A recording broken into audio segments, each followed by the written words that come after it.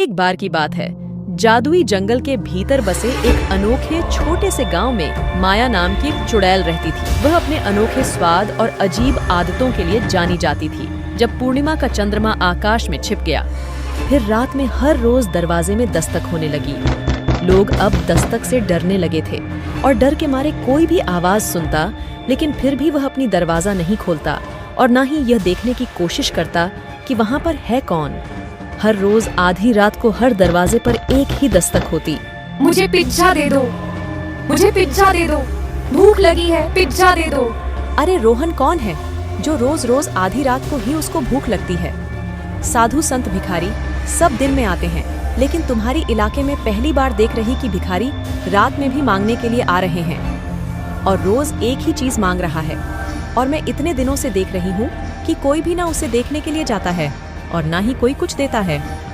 अरे वह कोई भिखारी या संत नहीं है जिसे आधी रात को रोज रोज भूख लगती है। वह चुड़ैल है, चुड़ैल जो हर रोज मांगने के लिए आधी रात में ही आती है। अगर वह आम इंसान होती तो दिन के समय में आती ना। इतना भी अक्ल नहीं है तुम्हारे पास।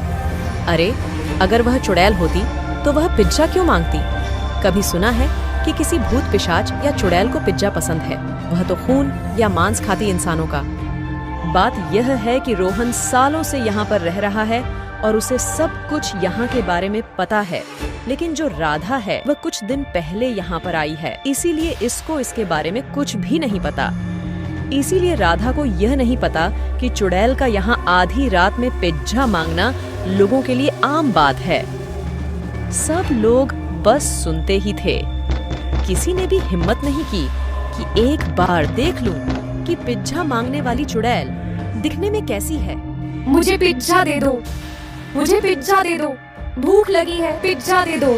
कोई जवाब न मिलने पर फिर वह एक दरवाजे से दूसरे दरवाजे में जाने लगी और फिर से वही दोहराई, भूख लगी है, पिज्जा दे दो, पिज्जा दे दो, भूख लगी है, पिज्जा दे दो। फिर एक घर से दूसरे और दूसरे घर से तीसरे घर बार बार वही कहती रही।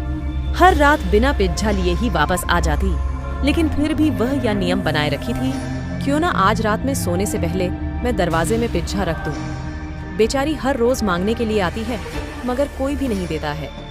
क्या पता मैं पिज्जा दे दूं तो उसके बाद वह कभी मांगने भी ना आए।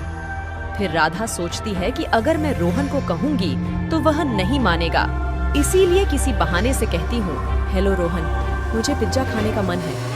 तुम आज रात में आने से पहले पिज्जा लेते आओगे? नहीं नहीं, मुझे और कुछ नहीं चाहिए। सोने से पहले राधा चुपचाप दरवाजे के बाहर पिज्जा रख देती है और फिर रोज की तरह सब खा पी करके सो जाते हैं। पिज्जा दे दो, भूख लगी है, पिज्जा दे दो। अरे और जो पिज्जा किसने रखे? किसका घर है ये? चलो कोई अच्छा इंसान लगता है।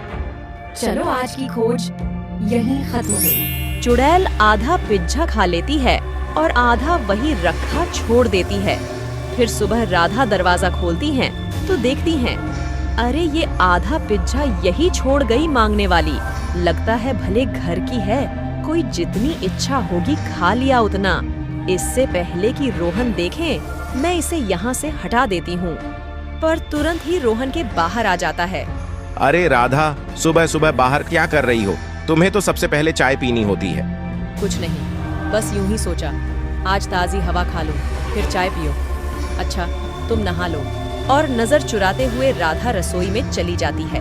कल पहली बार सुकून की नींद आई। मुझे उस चुड़ैल ने दस्तक जो नहीं दी, उसकी आवाज सुनते सुनते और खरखराहट से रोज नींद खराब होती है। पर मेरे घर दस्तक हुई थी रात को, तेरे घर कैसे नहीं हुई?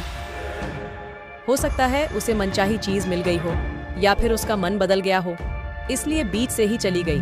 पिज्जा दरवाजे पर रखकर सो जाती है और रात को चुड़ैल है, पर पिज्जा देखते ही आधा खाकर आधा वही रखकर चली जाती है और वो आधा पिज्जा राधा खा जाती है। सुबह राघव की डांट से बचने के लिए, अरे आजकल पिज्जा वाली नहीं आ रही, क्या चक्कर है? कहीं मरवर तो नहीं गई? तभी रेखा भागी भागी आती है। अरे बहनों, तुमने सुना? दूसरे मोहल्ले में भी आजकल पिज्जा मांगने वाली चौफ चल रहा है। अच्छा, तभी आजकल यहाँ सुकून की रात बीत रही। तुम लोगों ने तो इस बेचारे का मजाक बना लिया है। क्या पता वो भूखी रहती हो या कोई मजबूरी हो, और वो तन तैनाती हुई गुस्से में अपने घर में आ जाती है। फिर आधी रात को रोहन पानी पीने के लिए उठता है। राधा कहाँ चली गई? रात को तो यही सोई थी। अरे कहाँ हो तुम? रोहन पूरा घर छान मारता है पर राधा कहीं नहीं मिलती। दरवाजे पर उसे आधा पिज्जा रखा दिखता है। किसने रखा यहाँ? ये क्या हो रहा है? मेरे घर में राधा गायब है, दरवाजे पर पिज्जा रखा है। अब इस समय मैं किससे मदद मांगू? सब सो रहे होंगे। पर सोचते विचारते अपने घर वापस आता है और वो देखकर दंग रह जाता है। यहाँ क्या चल रहा है? मैं तुम्हें कब से ढूंढ रहा था। कहाँ गई थी तुम? और ये इतनी रात को इतने सारे पिज्जा खा रही हो? तबीयत तो ठीक है तुम्हारी? और राधा लाल आंखों से तिरछी निगाहों से रोहन को घूरती हैं। ये रूप देखकर रोहन डर जाता है। वह चुपचाप जाकर बिस्तर पर लेट जाता है।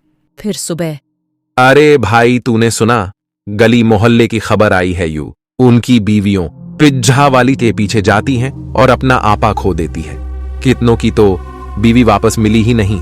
जिन्होंने आवाज लगाकर रोक लियो तो रोक लिया, वरना भी गायब। ऐसे कैसे हो सकता है हमारे मोहल्ले में भी? और यहाँ तो ऐसा नहीं हुआ कभी। अब ओहो, हो सकता, क्योंकि हम पिज्जा देते नहीं। उस मोहल्ले में उनकी बीवियां मांगने पर पिज्जा देने चली जाती थी और फिर ये सब होने लगा। फिर रात को, अरे ये राधा सुनो, और मुझे सुबह जल्दी ऑफिस जाना है तो कल जल्दी उठ जाना, नाश्ता बना देना, ठीक है? फिर वो दोनों सो जाते हैं। अगली रात रोहन सोता नहीं है और जैसे ही राधा उठकर बाहर जाने लगती है, रोहन चुपचाप उसकी जासूसी करने लगता है। वो देखता है कि राधा ने एक पिज्जा बाहर रखा जिसे चुड़ैल ने आधा खाया और आधा राधा को खाने को दिया। राधा भी एक चुड़ैल के रूप में बदल गई और दूसरे मोहल्ले में पिज्जा मांगने वाली कोई और नहीं राधा है। वो देखता है कि राधा पिज्जा मांग रही है और जो भी पिज्जा देने आती हैं औरतें, उनको आधा पिज्जा खिलाकर वश में कर ले रही है और एक सुनसान जगह पर जाकर वो औरतों को पिज्जा में बदल देती है। चुड़ैल उन औरतों से बने पिज्जा को एक थैले में भरकर रखी जा रही थी और फिर राधा अपने इंसानी रूप में आके घर वापस आने लगती है। रोहन जल्दी से घर आकर आंखें बंद करके लेट जाता है। आज उसने सच का पता तो लगा लिया था।